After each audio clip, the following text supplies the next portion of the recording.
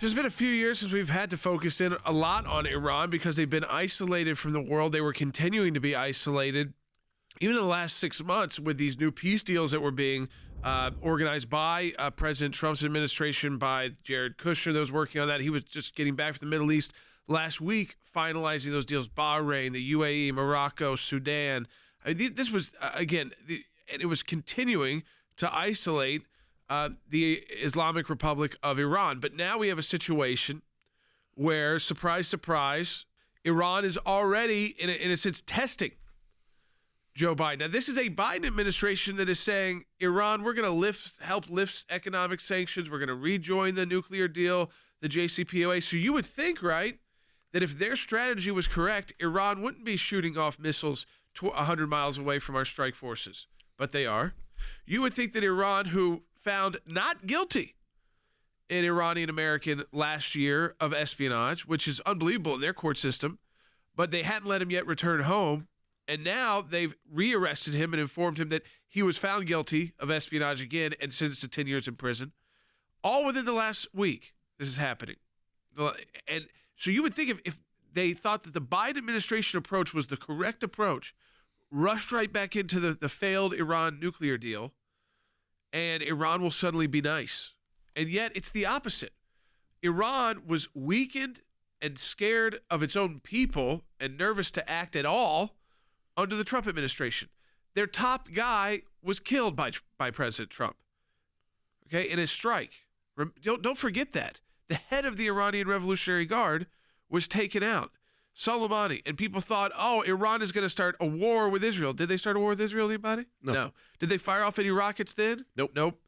So instead, when they know an administration is coming in that wants to give them money and pay them for peace and pay them, make nice and have cups of tea in Geneva with them, they start rearresting Americans. They start firing off missiles. We're going to talk about it with Rick Grinnell today, former acting director of national intelligence, former ambassador to Germany. Germany also plays a key part in this because remember those other countries, they're hoping the U.S. does rush back into a deal like this because they want to make money off of Iran. They're ready to do business again with Iran, building tunnels for Iran's nuclear program. You got the IAEA saying Iran is enriching again above the levels they're allowed to do.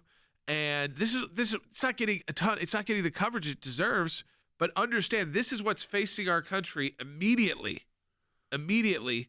upon, and we've seen this happen time and time again. It was like when it went from Carter to Reagan, and then everybody, all the hostages were released. Now you're seeing like the opposite. You're seeing the aggressive Iran as we transfer from Trump, who took out the head of the Revolutionary Guard. And everybody thought, oh no, what will Iran do? Well, they're a weak country with a bad economy. They did nothing. But now that they know that they're going to get back into the JCPOA with the U.S. and the money's going to start flowing again, they start getting aggressive. Literally, the Biden administration is saying they want to rush back into this deal. We're going to be back in a failed nuclear deal with Iran while they are being aggressive on the world stage and continue to oppress their own people. We'll talk about all of that today on Sekulow Radio. We'll be right back.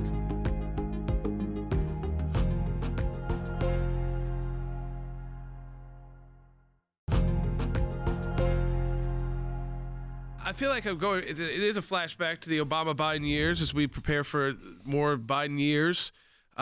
This headline, Iran jails U.S. businessman, possibly jeopardizing Biden's plans for diplomacy with Tehran. And this was a businessman with an Iranian-American, kind of similar story we've heard about for years out of Iran, though cases we've handled. Was not happening so much under the Trump administration when people asked for assistance. This was an American who was actually found under President Trump by the Iranian in court, which is unbelievable, actually. Not guilty of espionage. But when they made that ruling back in December of 2019, they held onto his passport so he couldn't leave. And then he found out last week that he was actually found guilty, and he's been arrested and sentenced to 10 years in prison for espionage. So I want to go first to our senior military analyst. Actually, let me go to Rick Grinnell first, who is our international foreign policy and senior advisor. And that is, Rick, Jordan said it right. This is a flashback for us. I mean, we handled the case of Iranians Americans being captured by the Iranians and negotiating the release. And under President Trump, we were successful. Now, you got Biden coming in. It's supposed to be this re-engagement, yet they starting with the test. That's basically what I look at this as a test. It's a total test. And remember that during the Obama-Biden years, we kept failing the test. Every time that the Europeans wanted to do something and try to find consensus with Iran, our situation got worse. It is really a test. And the Biden team so far is not getting it right. There's no clear announcements or statements of condemnation. Wes, as a senior military analyst for us, retired colonel in the United States Army, this was the question I had for you. Iran has been decimated. The sanctions have been devastating. Their military leadership has been literally taken out. And they were at their probably weakest point, especially when you had the success of what the president did with the Abraham Accords. Yet this gives them a rebirth of energy because the incoming administration immediately goes to not just a reconciliation, but a full embrace of where it's like I feel like we're taking 8 years back steps. Yeah, the Iranians are good negotiators because they're attempting to negotiate from a position of strength. During the 8 years of the Obama administration, we continually negotiated from a position of weakness and wanting to give. We were desperate for a deal. The Iranians are desperate, but they know how to negotiate from a position of strength, and that's exactly what they're doing. And I think this is a great question already to go back to Rick because Rosemary on YouTube, she writes in, how quickly could this new administration undo what's been accomplished in the region the past 4 years? I mean, Rick, we're already seeing they've sent the signal, hey, we're going to go back to the JCPOA, we're going to go back to the nuclear deal. And yet, at the same time, they're launching missile tests that weren't going on during the Trump administration. Some were hitting like 100 miles away from our strike forces in the sea. I mean, we're increasing our B-52 patrols. So things are getting more hostile, even while the Biden administration is saying, here, we want to, give you relief from sanctions, get you more money. And it's that same strategy. We've talked about this a lot, Rick, with you. It's like that strategy of trying to appease them. And when you do that, it seems like they get more aggressive, more violent, and more dangerous. Let's remember that Germany, the largest economy in Europe, is desperate to do more trade with Iran. The businesses have pressured the government. They want open trade. And so the Europeans are going to pressure the Biden administration. The Biden administration is going to come back and say, we're working with our allies. We have this response. But make no mistake, the Europeans are going to water down the U.S. policy, and they don't fear and have the same level of threat that we do when it comes to Iran. You know, it's interesting, Andy, because we have, of course, an office in the heart of Jerusalem. And in fact, we're looking at increasing some staffing there at very senior levels. And what's I find fascinating about that is that with our engagement in the Middle East, which has been extensive, the last 4 years have been much easier than the previous 8 years before that. And you and I negotiated very complex deals between the Israelis, the Jordanians, the Palestinian Authority. I mean, we've been involved in that kind of stuff. We have indeed, Jay, and we've been successful in doing it. The multi-sided and multifaceted aspect of the Middle East has come out in the negotiations that we have had. But the Iranians, I think, as we have said before, are now emboldened by what they see as a different administration, a different attitude, a different approach, a dangerous approach, I think, on the part of the United States. And as Ambassador Grinnell said, the Germans are dying to do business with the Iranians, and they're going to be pressuring us as our supposed allies to cave into them. This we must not do. Let's go to Dennis in Pennsylvania. Dennis, welcome to Jay Sekulow Live. You're on the air. No, thank you. Jay encapsulated perfectly what I initially spoke to you about. Iran was supposed to be sanctioned, bankrupt, completely flat financially over the past 4 years, from what I heard periodically. And I'm wondering how they have the funds to send up 4 ballistic missiles that land within 100 miles of the Nimitz. Where do they get their money? Well, they get money from, and Rick could address this, but in the past they've been supported by Russia. They have been supported by the Chinese. And previously, Rick, they had a very strong economy, which they do not have right now. Yeah, well, first of all, let's remember that they lie. So we don't always know the truth, but they definitely have great deals with China. They're selling oil still. So that's a very good resource for them. Plus, they still make money off what they call humanitarian goods. So the trade that the Europeans get to do is classified as humanitarian, and it continues. I mean, when I was ambassador, I found, a lot of trade that was not humanitarian, or certainly couldn't be classified that was going through. And so we're constantly trying to crack down, but they cheat and lie and get around the system. We did a symposium a couple of years back in Oxford, the University of Oxford, at one of the colleges, and Iran was a big focus of it.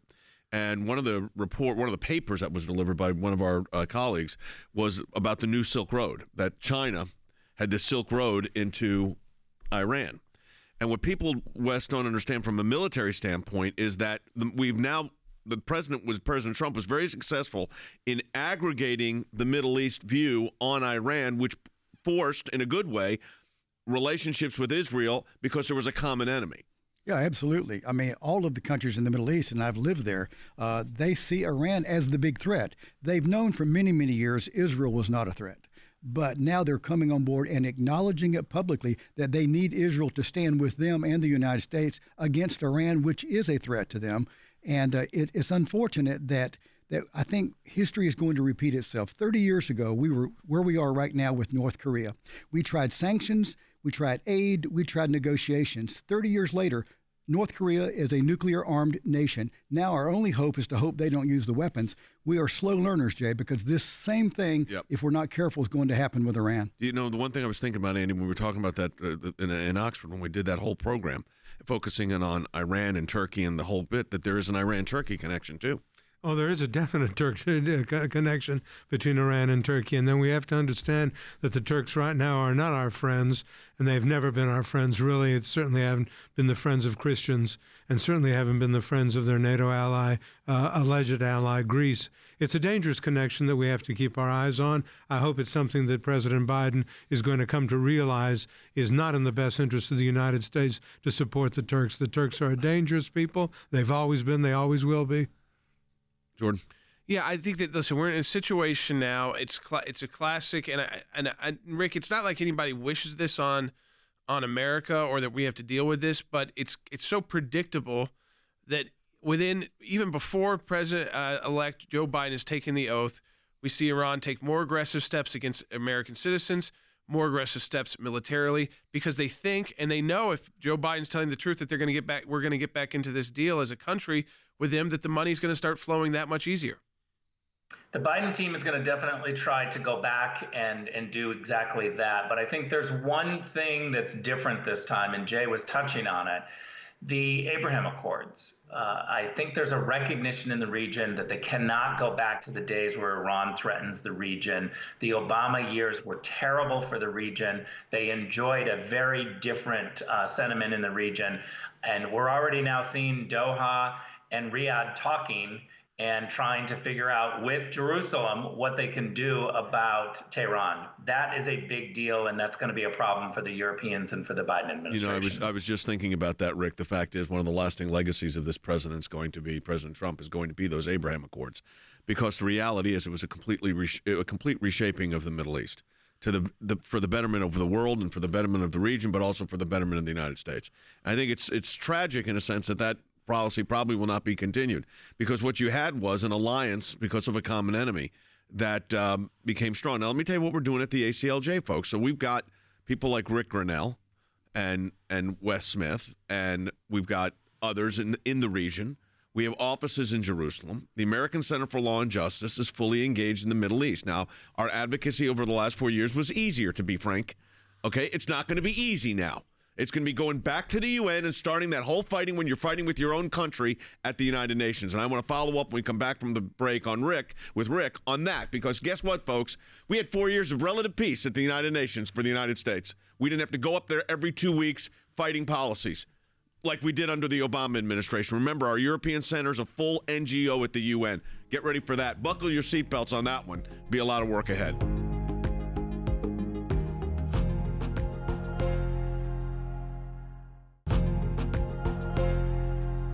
We're shifting back into a time where we have to really start watching the world again on a much more micro level, not just in macro peace deals, and we've seen the conflicts decrease. Unfortunately, what we learned under the past administration with Obama and Biden was that there was a lot of conflict. There was a lot of instability. There was this Arab Spring that turned into an uprising of radical groups, right? ISIS, Libya. I mean, Gaddafi being dragged through the streets and run out. But then, we didn't support the Iranians when they had the uprising, but we tried to squelch the ones that were our allies. Became the Muslim Brotherhood. They get thrown out. Then you get the military back in after you put Mubarak in jail. So it was it just always seemed like a mess internationally. You turn on the news, there was always like disaster happening around the world. Yeah. So I go to this one with Rick. We have our European Center for Law and Justice is an NGO, very active, non-governmental organization with a full recognition at the United Nations. You spent a decade at the UN in various positions. And the last 4 years, quite frankly, we've had a pretty nice ride with the president in power and the people like you and the ambassadors and directors of national intelligence. We've been able to defend our ally Israel, and we've also been able to stand up for policies that we think are right on a global scale. That is about to radically change. And I think it'd be helpful, Rick, to spend a few minutes talking to our listeners as to what it's going to look like at the UN. Well, I have to say that they're going to wrap themselves around this word consensus and watch very carefully. The Biden team will build up consensus as an amazing initiative and an amazing word.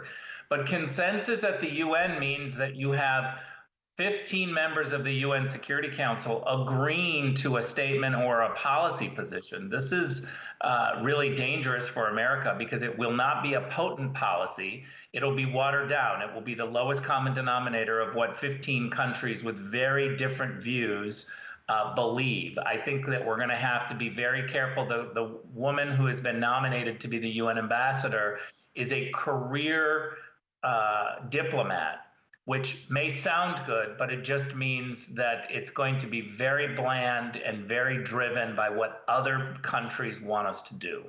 Wes, you've dealt with, on the military side, these international tribunals. The UN, as Rick just said, and I'm very concerned about this, as you can tell, is going to look very different. Yeah, unfortunately so. And to Rick's point, too, it is not reassuring that the nominee to be Deputy Secretary of State is Wendy Sherman, who is one of the chief negotiators of the Iran nuclear deal. I mean, it's going to be, in a bad way, history repeating itself. And I was about to say that. So, Andy, you look back, we've done these cases, we've done these negotiations, we've handled stuff at the UN. Jordan has been very involved in these.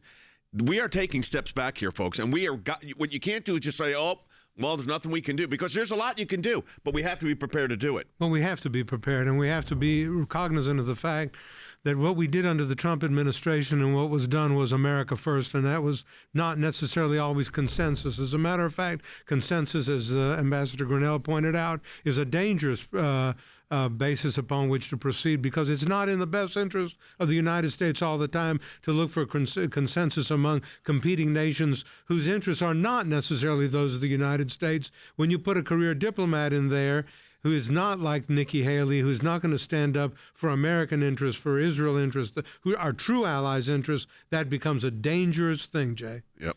No, this is a team that's going to want, it's a popularity contest. They want to be welcomed back to the UN, not feared, not in a sense, feared in a good way, by the way, and asserting our status as a superpower, which we did over the last 4 years. But, I remember having to go to Geneva all the time and having to kind of team up with our European forces, because they were like, you'd have these countries say, well, what are we supposed to do? America is taking this policy. And that's how they would come to us. So we'd have to work through our other European offices and allies, because they would say, listen, we're going to have to oppose America on this. So we'd spend our time at the embassy in Geneva for the United States on the behalf of a U.S. citizen. Yeah. That we didn't have to do that. No. for Pastor Brunson. And we'd have to, we were able to put together the campaign, and then President Trump, executed it. Got it done. And that may have not made us more popular in the halls of the UN, in the smoking sections where everybody's sipping their cappuccinos, but we didn't have to spend our resources there. We had our European team basically was handling the UN these last 4 years. Yeah. And they were doing an effective job of it on other international issues that didn't involve directly the United States. But this is about to change. Yeah. So, Rick, this is about to change. How drastically is this change going to be felt at the United Nations?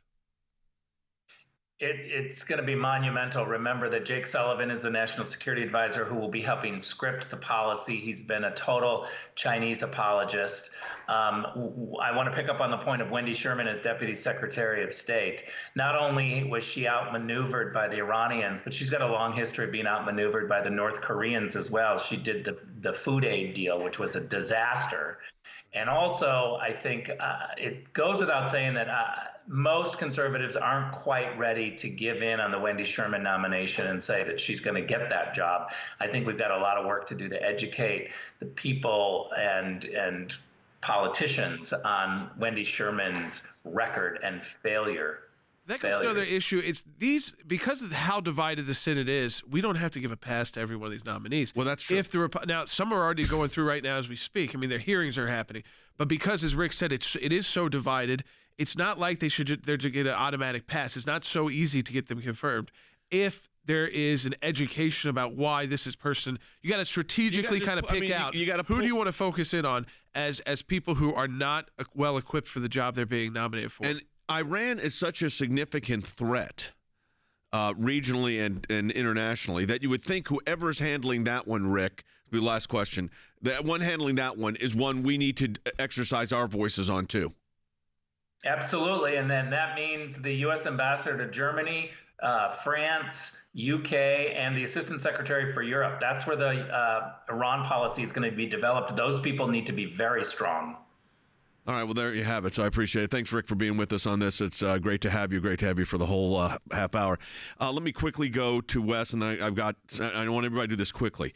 I view Iran, this is my view, is in the top 3 threats facing the United States. Absolutely. Along with China, which a lot of times we don't see as a threat, and certainly North Korea. Iran, their behavior has not changed. They're still the largest state sponsor of terrorism. They still sow unrest. They're still developing missiles, and they're trying to get nuclear weapons. What they're banking on, Jay, is for the United States to change, not them. What I get nervous about, too, is it was relatively, we were able to take out ISIS. Even, we took out the head of the Iranian Revolutionary Guard. We didn't face reprisals. In Syria, things have calmed down. Now, that's because this administration's approach was, we don't have to displace Assad and go to war against Assad. Right. He crosses the red lines. We drop we take the Tomahawk missiles in right while the Chinese president was there at Mar-a-Lago. Right. This is an administration that's also they love intervening. Well, they love intervening, and then the line keeps moving with them. They'll overthrow a dictator, but then they won't go in. Then they don't want to go in, like Libya. I want to talk about some of the complexities of negotiating a trilateral agreement, Andy, because we've done it, and it's complex, it's multifaceted, it's very difficult to try to get Jordanians, Palestinians, Israelis, Arabs of all stripes and colors and religions to come together and to come to an accord. It's a fantastically difficult exercise. Joining us on the phone is Senior Counsel for the ACLJ and head of our international law approach to global affairs, our international law director, Skip Ash, also retired Colonel of the United States Army. Skip, we've been talking about this Iran situation. How serious is this threat now with the change of administration and likely changes of policy? I think it's quite serious. We've got, it looks like we're going to have a return to a policy of projecting weakness. Remember, Mr. Obama said we were going to lead from behind. It looks like we're about ready to do that again. The way the Iranians are acting right now by arresting American nationals, by rattling sabers and everything else indicates that they have absolutely no fear or respect of the incoming Biden administration. So I think this has the opportunity to undo all the progress made in the Middle East by President Trump, who acted decisively and got things done. We're about ready to go back to a policy like Mr. Obama's, where he would draw a red line in the sand, that would be challenged, and then he would back off and draw another one. He never rose to the occasion to project power. And it seems to me that the Iranian regime respects power. They understand military power. They understand a pushback. And I'm afraid that this administration, by some of their appointees and by statements made by the incoming president, indicate weakness, not strength. Do you sense, Wes, very quickly, will they try to undo the Abrahamic Accords, do you think, the Biden administration? Or do you think they fulfill the obligation? Yeah, I think they will absolutely inadvertently screw the whole thing up. They will go in with the best intentions, thinking our way is the right way, and they will sabotage the process we made. I don't think they're wicked or malicious in it. They're inept and they're naive. We say elections have consequences. This is one of them.